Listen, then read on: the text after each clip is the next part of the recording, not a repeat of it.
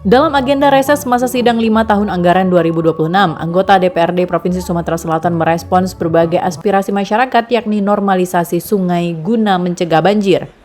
Hal itu dinilai mendesak karena apabila tetap dalam kondisi seperti ini, maka banjir yang terjadi di Kota Prabu Muli semakin parah.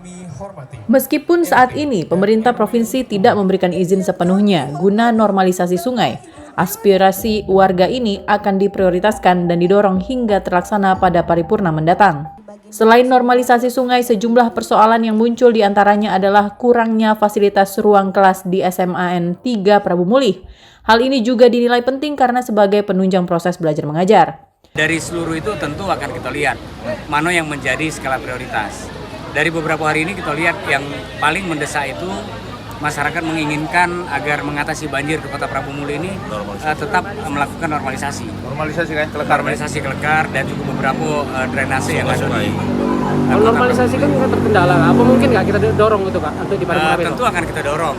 Tahun kemarin juga kita dapat normalisasi. Insya Allah tahun depan juga akan kita upayakan melalui kawan-kawan di Komisi 4 dan Dapil 6 ini.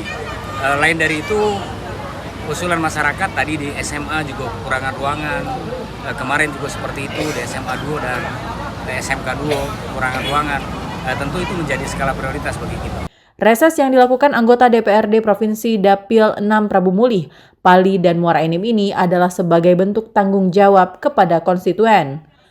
Pada kunjungannya di 3 wilayah yakni SMAN 3 Prabu Muli, Kecamatan Prabu Muli Timur, dan Kecamatan Cambai, banyak sekali hal yang berkaitan dengan kebijakan pemerintah kota. Namun hal itu juga tetap menjadi perhatian Dewan Provinsi.